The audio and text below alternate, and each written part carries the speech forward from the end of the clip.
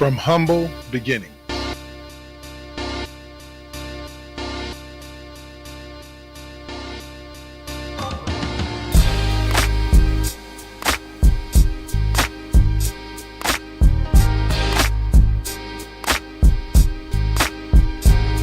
To grow and evolving.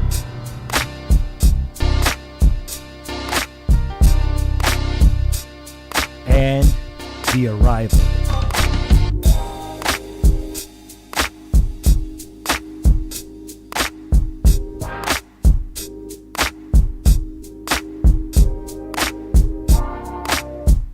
This is First GenXers.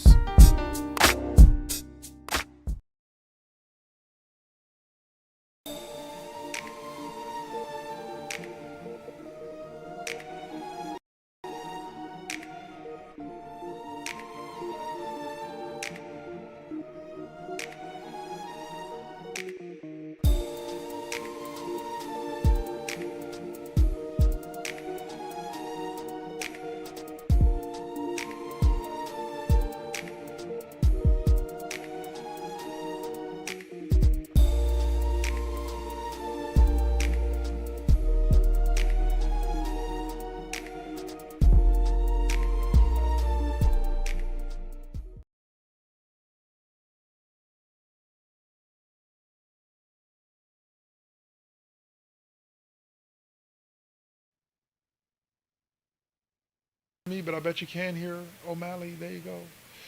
Let's see. Let's go from here. I can solve this problem like that, and there we go. Okay. I get an echo sometimes when I line up my audio system wrong. Welcome, O'Malley. How are we doing today? What's up? All right, so you got both of us this time. Last time we had to end early because I had to switch some stuff, and it ended up being that you couldn't hear O'Malley. But now you got both of us. So what's up, y'all out there in Twitch land? I am the one and only Dark Lord 100. That's O'Malley, and we're here to talk some sports with you. I have to say this. Congratulations to Brandon Ayuk. I don't really understand what all of this was for. Like, I'm not saying he didn't get paid. I'm just saying, like, according to them, he signed, like, what, 4 or 5 days ago? The contract that he signed had been on the table since August 12th. Nothing changed about it. Nothing changed about it outside of the 49ers said, all right, you keep missing practices, and we're going to start fining you. That's the only thing that changed. And the next thing you knew, Brandon Ayuk signs 4-year contract extension. Well, that and the only other team who was going to give him the money he wanted was Cleveland, and he didn't want to go to Cleveland. So there's that. Like, and that's the thing with it is like, bro, you demanded this trade. We got you. We got some trade partners because here's the thing about it. He didn't have the Niners in a position where they had to let him go. He was locked in this year regardless. You know what I'm saying? So he didn't really have that kind of leverage where he's like, I don't have to, sign with y'all. I can go sign with somebody else. No, you can't. You're ours. You only leave via trade. And the only trade that they were going to accept was one that included them getting a wide receiver back.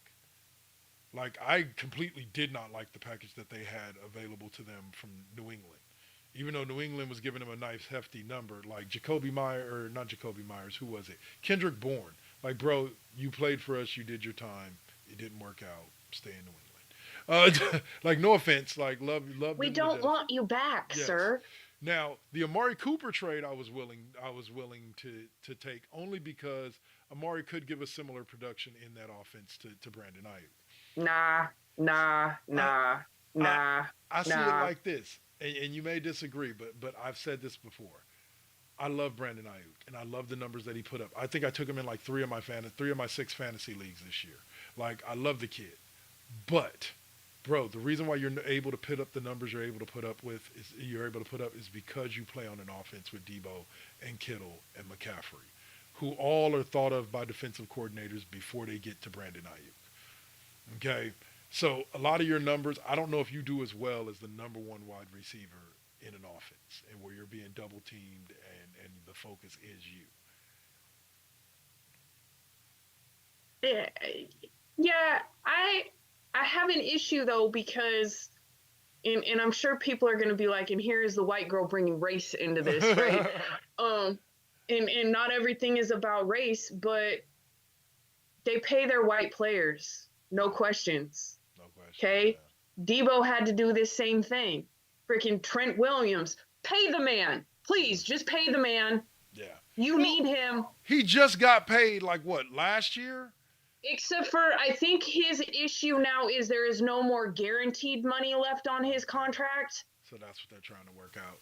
Okay, So well, I think that's pay the man.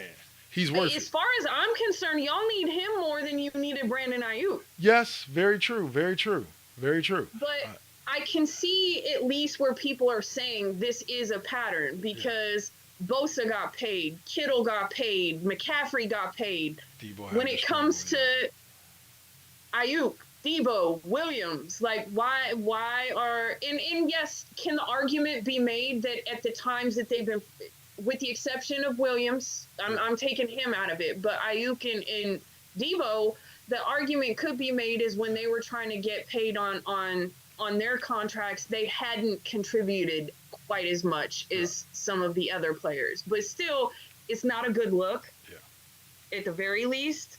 And here's the thing about it. Trent Williams, I say pay the man, give him what he wants, like give him whatever he needs to feel like he is a at home here. Because like I said, your cornerstone of your offense in any offense is your left tackle. So let's just start there. So you pay him. I understand paying Brandon Ayuk because here's the thing about it. I don't think that signing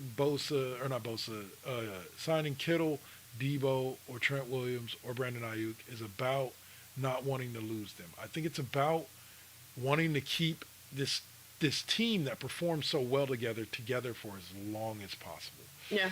You know, and yes, they're going to have to finagle some with the cap and so on and so forth in order to be able to keep the team together. But I'm pretty sure that they have a good shot at keeping the team together if they just can finagle the cap. Like I said, they got a good guy working their cap situation.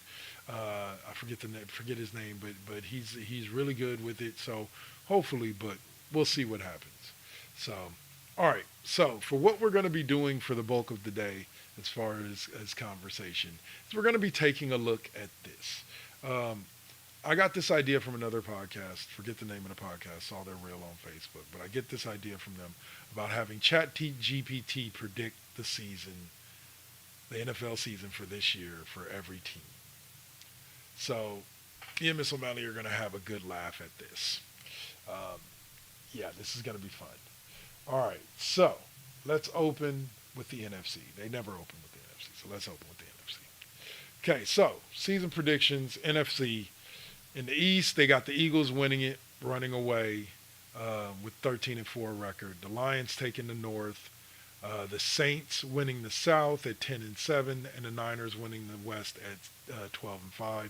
It looks like Seattle, Dallas, and Minnesota get in as wild cards. So the bottom of the barrel for each division is Washington at 6-11 in the East, the Bears 6-11 in the North, the Bucks 5-12 in the South, and the Cardinals at 4-13 in the West. So your immediate thoughts hearing about that lineup there? Interesting. Yeah. I think the two most interesting that I heard in all of that was the positions of Washington and Chicago. That's where I said the same thing. That's where I'm like,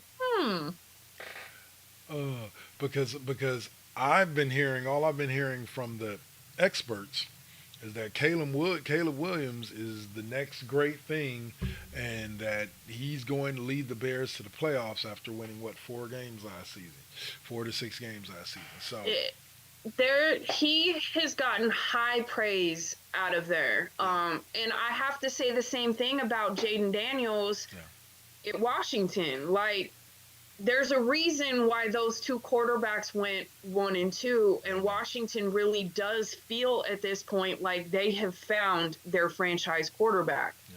And I mean, I know that the season hasn't even started.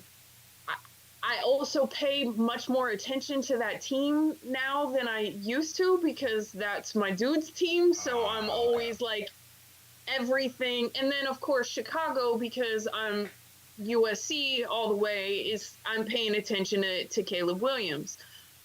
Because as NFL goes, like, I don't really have a dog in this fight no more. So I just didn't, yeah, I enjoy it to enjoy it. I mean, Hey, there's a certain freedom to that. maybe once Mark Davis drops dead, it'll be a different situation. Um, but other than that, that is an interesting, especially given I get maybe it's based solely off of their records last year, Yeah. but it, given the way those two teams have also tried to set up around their new quarterbacks, it's very interesting That that they have them winning less I'm a little than shocked. they have them winning less than 10 games. I had the Bears at 9, like 9-8 at worst. Like I definitely see that there's a ceiling for them, but the reason why I had them at 9-8, and I'm telling you, it has very little to do with Caleb Williams, and very much to do with how that Bears front office built a team similar to what Brock Purdy stepped into.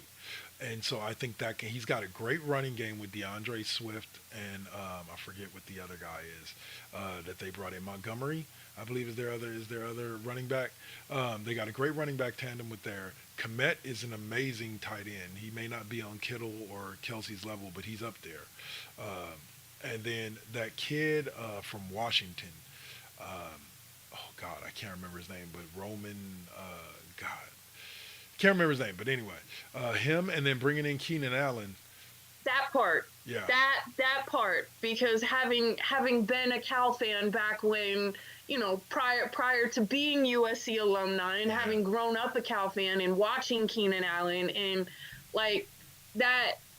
Yes, he may be up in his career, but he is a veteran. He's got some hands, yeah. and he has good leadership. I think they have created a team around Caleb to really facilitate. If Caleb doesn't do well, it's not because they haven't put the team in place around him. Well, it's just like what I said about Brock Purdy during his first year. I said it point blank and simple. Do I think that the kid is putting together a hell of a rookie season? Yes. That kid came in and stepped in and did what others couldn't. Like no offense, Trey Lance, love you, dog. You look like a deer in headlights in that offense. Like the 2 or 3 starts that you did start for the 49ers, or 4 or 5, however many it was, you look like a deer in headlights and did not get the ball out fast enough. Brock Purdy does not have that issue. Brock Purdy finds his target, throws the ball, and gets the ball out pretty quickly. But he also had the advantage of coming in with no expectations. Right. No, 100%. Now that's the point. There is a lot to be said about that. That's the kind of the point that I was getting to, is that what also allowed him to have less expectations was that he had McCaffrey at his running back, Kittle at his tight end, as a blanket. And he was the third string that came at the end of the draft quarterback. Right. And so people were expecting him to do shitty, not do well. Well, that was the funny thing about it. I agree. I very rarely. Well, I can't say I very rarely ever agree with Stephen A. I actually agree with him a lot of the time. But this particular one, I did agree with him, where he said exactly that. He was like, "Look," he goes, "I'm not going to take away from Brock Purdy." And this was the teeter-totter with Brock Purdy that first season. Is he the reason why they're winning, or is he just there and it's really the pieces around him? I think it was 50-50 of both. I think he had the perfect pieces around him, but I think he was also the perfect quarterback for Shanahan's system. Like the way he executes the game on the field, he was the perfect quarterback. That's why we've seen sustained success. He went from setting the most yards thrown for a rookie in the San Francisco 49ers uniform to the following season setting the franchise record for yards in a season. So I also think there's a lot to be said in a quarterback when you have all those other superstars around you, a quarterback who doesn't feel the need to be a superstar, who just wants to go out there and play. Yeah. There's no ego involved, and I think that also has a lot to do with it. Like, he just wants to go out there and play. Yep. He's just thankful to get the opportunity to play. Trust me, being the last pick in the draft, I'm pretty sure he assumed that he would be cut at least 3 times before he ever saw Right. starting in a game. Little did he know 6 games into his career, or 10 games really. I forget how long it was into the season. But and Jimmy G too, love you, bro. But like Brock's just a little bit more mobile than you are. But needless to say, the ones that And his the head's in the right place. yeah, yeah, not with those porn stars, dang it. Right. Anyway, Just the saying. the two that surprised me was Philly going 13-4. Don't get me wrong, on paper I see the talent and I can understand why, but after last year, they had a lot of talent last year. It wasn't like there was a bunch of injuries that derailed them. They just played shitty 7 out of the 8 last games of the season. So I don't know how you come into the season thinking, okay, they're just gonna bounce back. Like I'm not saying they're gonna continue the downward spiral, but I don't know if 13-4. The Lions, if they had picked the Lions at 13-4, I could have saw that better. The Lions made a lot of good moves this offseason, especially to shore up that defense. So I could see, but I think the loss of Swift as well is going to be huge for them. That's a team I wouldn't be mad at to see do well. Yeah. Like, I feel like that is a team and a fan base that is like overdue for They deserve some good shit. 100%. And then lastly, the Tampa Bay Bucks. They were Oh. not that bad. I gotta hold. Okay, I'll talk to the crowd. The Tampa Bay Bucks, they were not that bad last year. Like at least not 5-12 bad this year. Like not by a long shot. Like I don't know where ChatGPT got that one from, but I think that's one that they severely got wrong. Is the one that says that the Buccaneers are going to be a bad team. I genuinely do not believe that. So let's take a look at some of these other ones while we're waiting for Miss OMalley to get back. The Vikings, I could see them being wrong there. Sam Darnold is not an excellent quarterback, but Sam Darnold is by no stretch a bad quarterback. So I think as long as they got an offensive line to protect him, I think Jordan Love led them Packers to 10-7 last year. And I don't think there's going to be a quote unquote sophomore slump, even though I think he's in his like 5th year. So I definitely don't see them having a sophomore slump with him. Let's see, the Giants at 9-8. Yeah, I think the Giants are more likely to go 6-11 with the Commanders going 9-8 than the other way around. Dallas will fall short of that 12-5 for the past 3 seasons, according to ChatGPT. At 11-6, so they'll make the playoffs, but to be bounced by who this year? I don't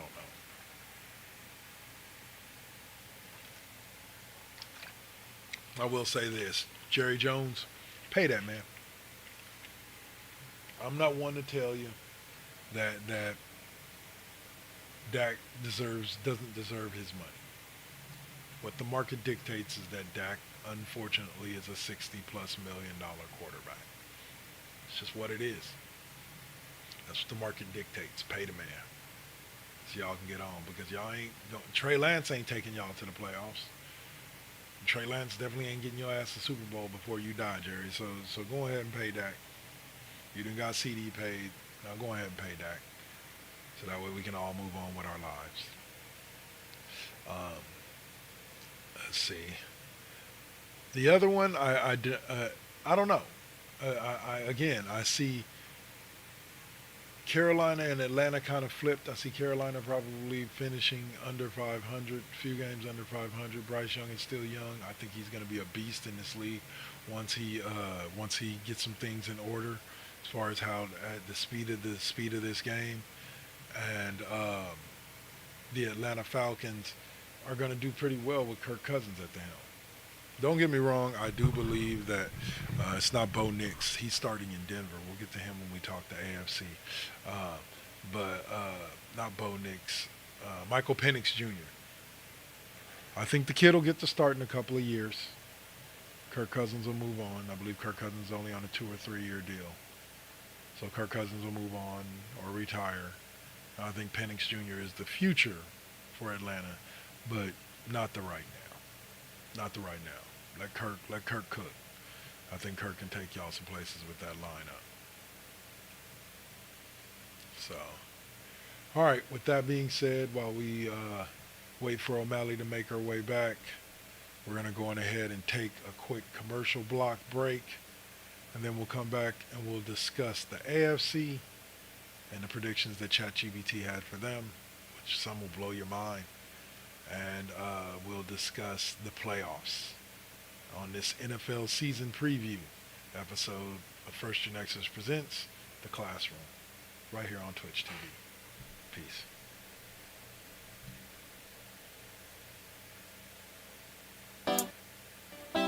You got to keep it. You got to keep it lovely. You got to keep it. You got to keep it lovely. Success comes right after the struggle. I ain't even giving up on whatever I wanted. The tragedies I've seen, I can't even stomach. Most of y'all weak as shit and would've started running. Every time I make it back to the crib, I'm thankful the Most High let me see all of it. Grateful I'm lovely, and I'm being real with this. Please don't judge me, I'ma stay on my shit. I'ma keep a grind mode button, push it, make it do something. No balls for me, cause I'm a loose cannon. I get to choose, camera, switch it up, look up a new banner. Keep smoking on that banner.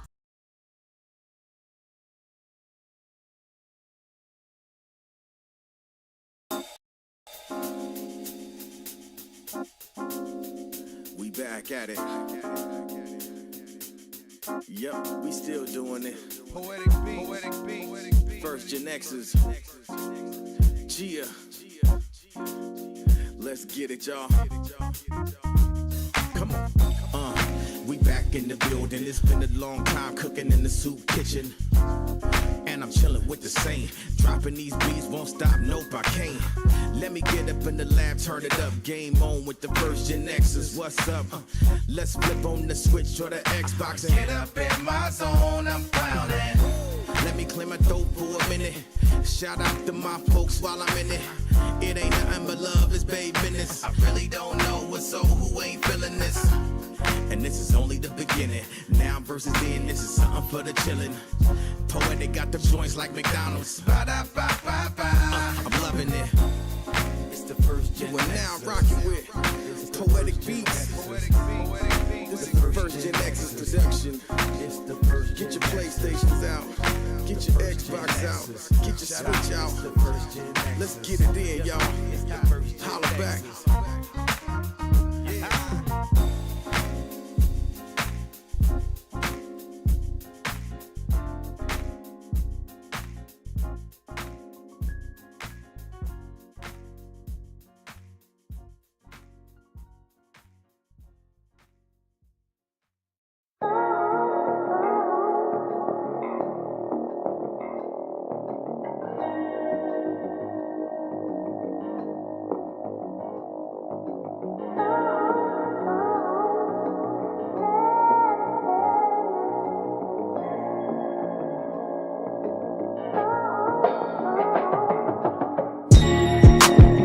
They say that beauty is in the eye of the beholder. But the definition of beauty is distorted. Yeah. Come on. Searching for yourself, so insecure about the way you look, so you go to Miami. You can't find the love within yourself.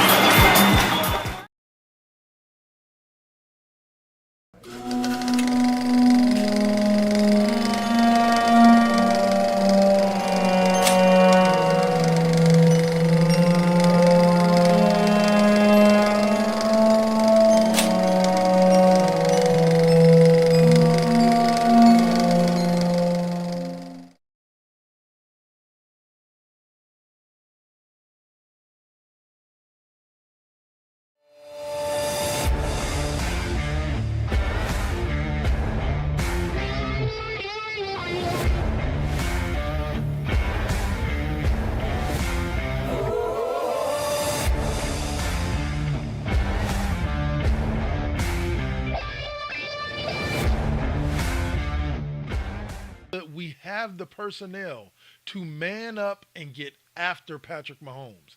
We have the personnel to do that. It's not.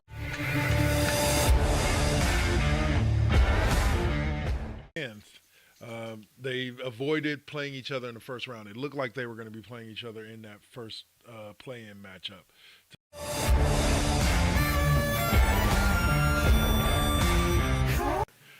He could do that. You know what I'm saying? I doubt he will, but he could. You know,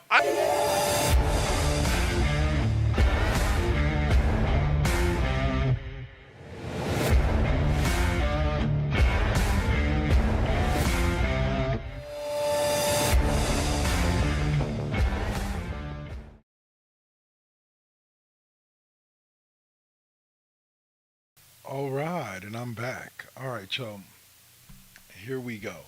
Let's take a look at the next block, which is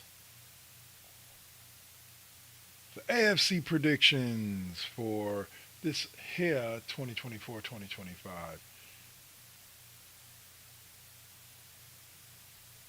NFL season. Predictions provided by ChatGPT. So let's see, we got AFC East led by the Bills with 12-5 record, the Miami Dolphins at 11-6, the Jets at 10-7, New England Patriots sitting at 7-10. That looks about right to me. Like there's not much I would change there. The Bengals at 13-4, the Ravens at 11-6 out of the North, Steelers at 9-8, Browns at 8-9. I see. Only thing I have an issue with there is I think the Browns will end up finishing 9-8 as well. I don't think the Browns will finish under 500. The Jaguars look like they're winning the South according to ChatGPT, with the Titans behind them at 8-9. The Colts following up at 7-10. Houston at 5-12. I don't see Houston going from winning over 10 or 11 games last year to all of a sudden losing 12 this year. I think Houston made a lot of good moves. Joe Mixon, Stephon Diggs, etc. They still got Will Anderson Jr. That defense is still good. They're still being led by D'Amico Ryans. I think you can probably swap, not record-wise, but you can probably swap the Tennessee Titans and the Houston Texans. The Titans will probably be at the bottom of the division. The Texans will probably be second. The AFC West, led by Kansas City, 13-4. The Chargers at 10-7, right behind them. The Broncos at 9-8, and the Raiders at 6-11. I'm not gonna lie, I could actually see that one working out like that because the Raiders just aren't a very good team this year. They're just not. So that would probably have the Bills. That would have the Chiefs, the Bengals, the Bills, the Jaguars, the Ravens, and the Dolphins and the Chargers all making the playoffs in the AFC. Have you been listening to the predictions? No. Okay. So we'll go over them real quick with the AFC East. We'll start with the AFC Sorry, East. when prison calls. No worries. I feel you. I'll say the Buffalo Bills are on top of the East at 12-5. The Bengals on top of the North at 13-4. Jags leading the South at 11-6. With Kansas City, of course, on top of the AFC West at 13-4. Bottom of the barrel teams in each division will be the Patriots at 7-10, the Browns at 8-9, Texans at 5-12, and the Raiders at 6-11. Sounds about right to me. See, only there's two that I don't agree with. I think that the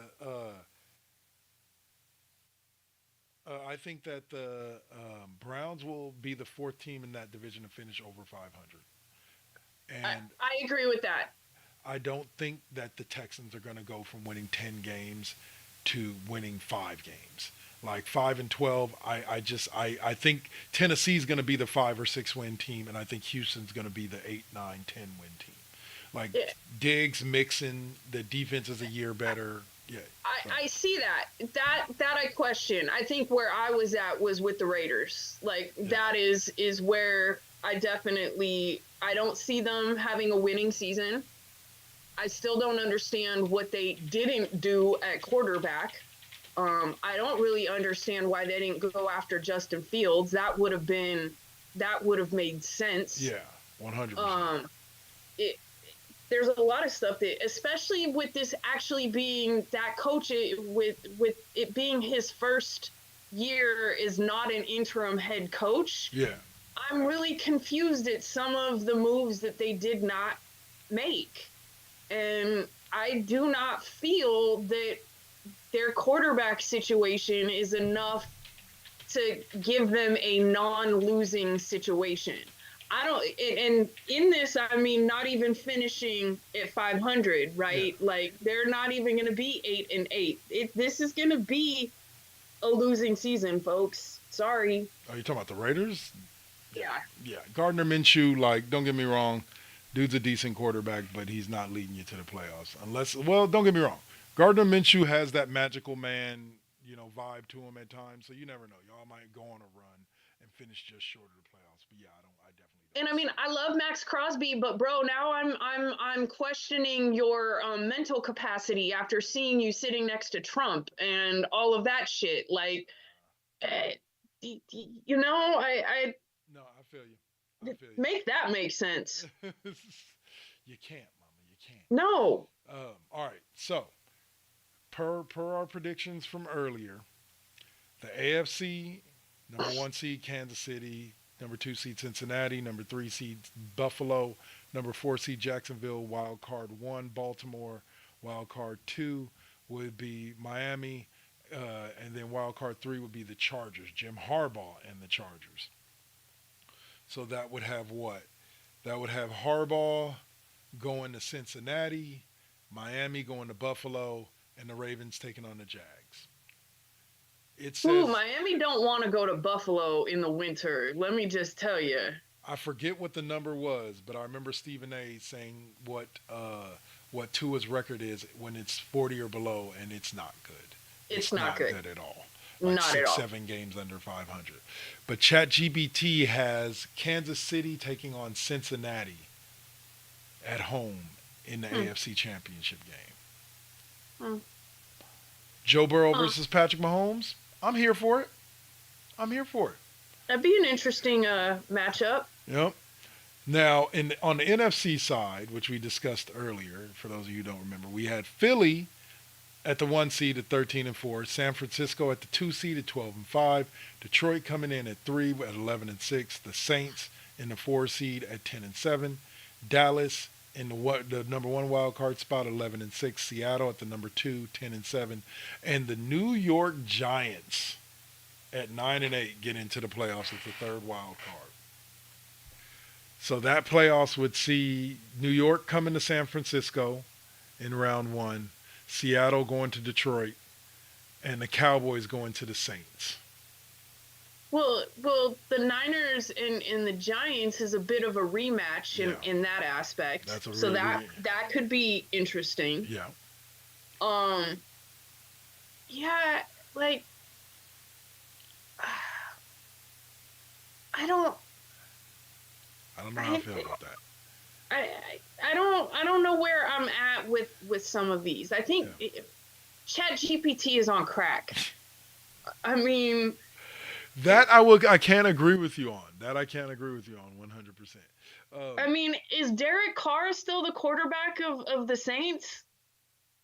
And that's what the prediction is. I'm sorry, no disrespect to the man, because I appreciate what he did in Oakland, but after his ankle break and his back injury, he's not been the same quarterback. I don't feel like he is a quarterback that's going to take you that deep. And I don't even remember what it said about the AFC, but where was Pittsburgh in all of this? According to the AFC predictions, Pittsburgh did not make the playoffs. They finished 9-8. So that's interesting. Yeah. That's interesting, because LA. And what I also feel is interesting is, Russell Wilson has gotten the starting position. Yeah. But I actually think, and I was just talking to my dude about this the other day, that this actually could be a good fit for Russell Wilson. Yeah. With Tomlinson and the coaches there, like, if he can't make something there, then it is completely him. Like, I give him the pass with Peyton, because Peyton sucked. Yeah. That was not a good relationship. I don't think Peyton wanted him in the first place, but that was already a done kind of deal. Yeah. And then there still was, Pete he can be difficult to get along with. So if he's not able to, this is his last opportunity to show that he can be something. Yeah, but yeah. I think he can do it. If he is the quarterback he has shown that he could be, he can do it.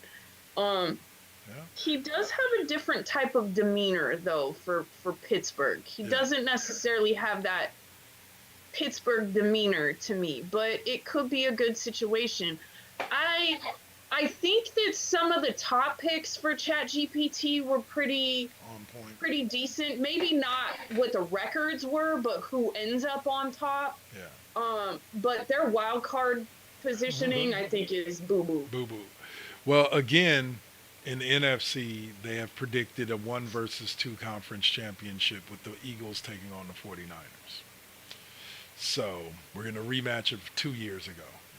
2 years ago it was Eagles 49ers. Last year it was Eagles Lions. They're saying Eagles 49ers again. Okay, so here's the drum roll.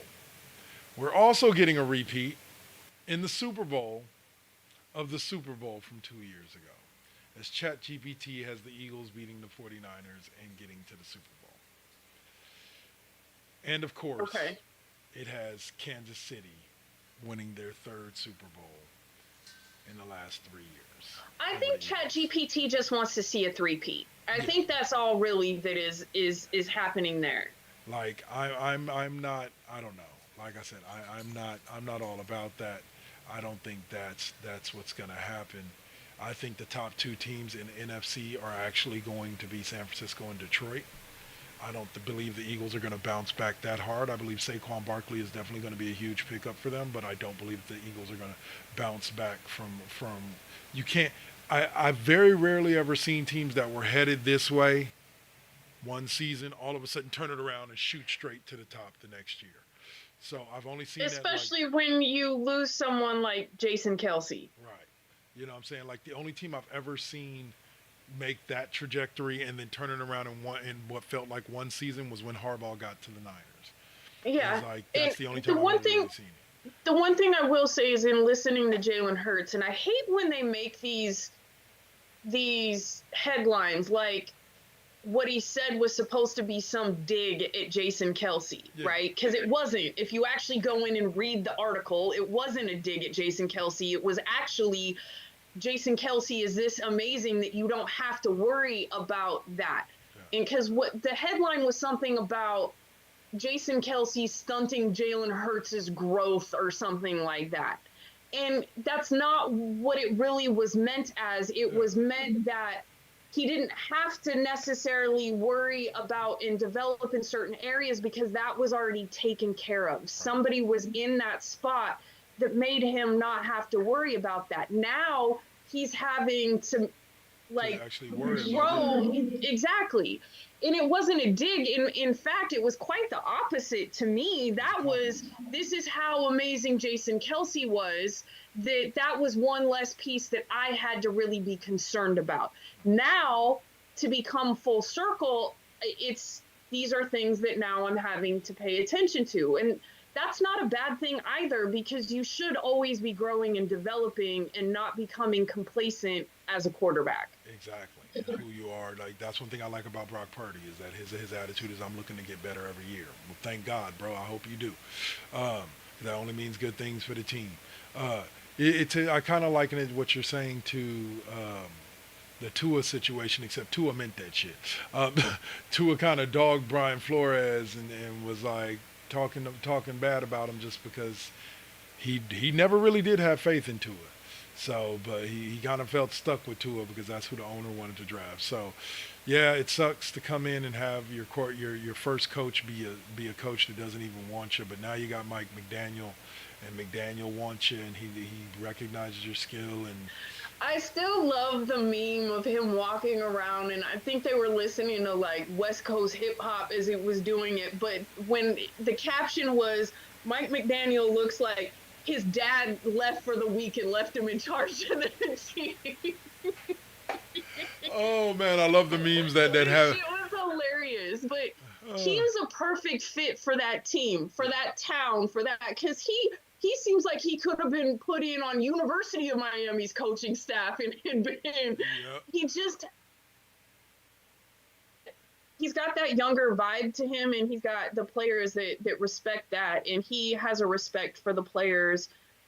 He's not one of these young coaches who is trying to come in and like put like yeah, like I have to make my mark. It's more like I recognize that this is why Saban was not a good NFL coach, right? Because and that was hilarious yesterday watching him and Pat McAfee on college.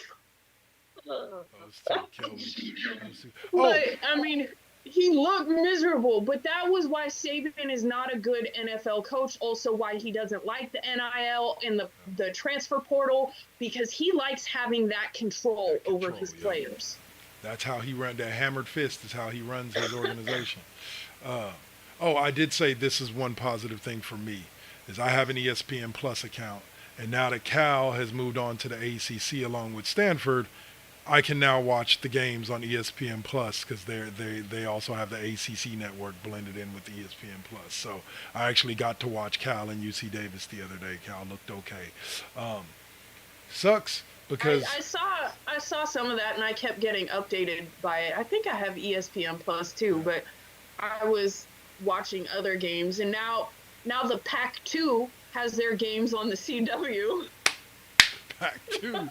What is it? It's Oregon State. It's not Oregon. It's not Washington State and Oregon State. Yeah, Washington State and Oregon State. Yeah, because Yes, Washington it's the and Oregon went to Pac-2. the Big 12. They hanging on with dear life. They hanging on for dear life. No. But you know what? You know what got me though is you want to know why? Because I was wondering. Like I had this thought to myself of why did Stanford and Cal choose to go to the ACC?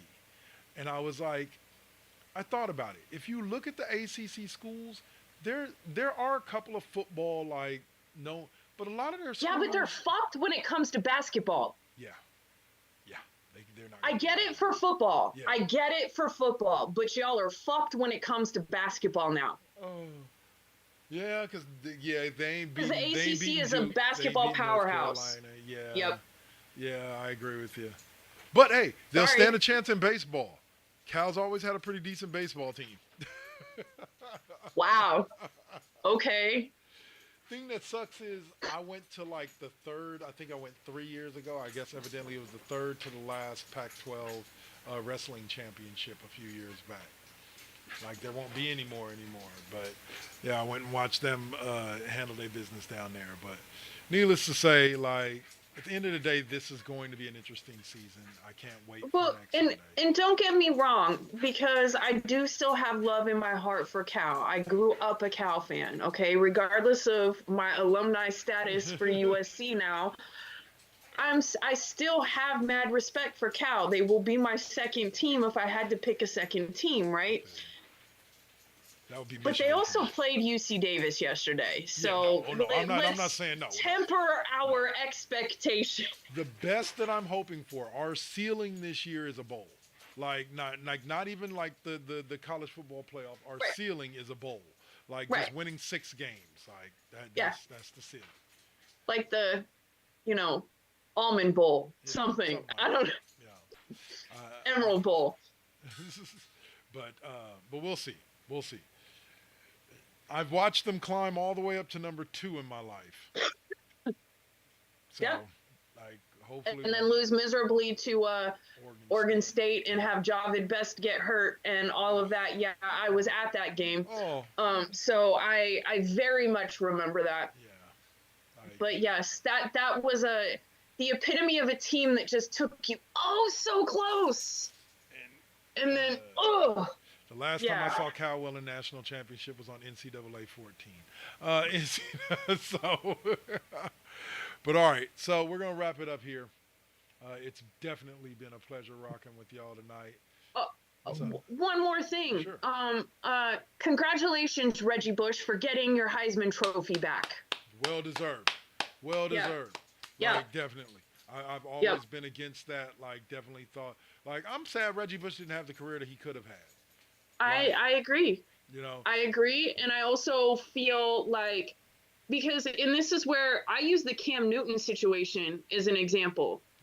Yeah. Kids should not be penalized for shit that their parents do. Right. And to me, those situations were quite similar in that aspect. That had more to do with parent bullshit than it did with anything he actually did. And now with the NIL and all of that other stuff, like, I'm glad it deserved. It was what should have happened. He should never have lost it in the first place. So I'm happy that it's back where it belongs. On his shelf. Yep. Last thing I'll bring up. I don't know if you did it. I think I tagged you in it, but I definitely tagged like Stephen Abdul, and I think I tagged you as well. But did you see the video, the reel on Facebook with the I'm Barry Sanders and I'm on that bullshit, like, and it's Barry Sanders like juking fools like just left and right. He's like my favorite part is when he jukes John Lynch. He's like, I told you, Lynch. I told you I was gonna get my get back. Ah! He's like running down the field. I'm like, these guys kill me. For y'all don't know, go look it up. Barry Sanders, one of the best running backs to ever play. Yep. Lost him way too early, not in the sense of him dying, but him retiring from football. Man, never even got a shot to win a Super Bowl, but he was definitely one of the best. And that was his choice too. Yeah. But I understand that. I mean, we saw some of those similar things happen to some players at the Raiders. Yeah. You know, Marcus Allen and players that should have. Nate Flowers. Been treated, been treated better, he deserved better. He deserved a better team, but I also give him mad respect, and he still stayed with that one team and had loyalty to a team that really didn't show him the loyalty and respect that he deserved. Nope. Didn't get him shit to win with. All right, so we'll call it a day on that. Any last words for him, OMalley? Well, you know, because it wouldn't be a show, even though we just talked about football, without saying, fuck LeBron. There you go. All right, I'm Dark Lord 100. That there is OMalley. We'll see y'all next week. We'll probably be talking a little bit about week 1 of the NFL and some of the games that happen and will happen, because my team doesn't play till Monday. So have a great Labor Day weekend, y'all. Enjoy your days off tomorrow. I know I'm going to. And I will see y'all next week. Peace.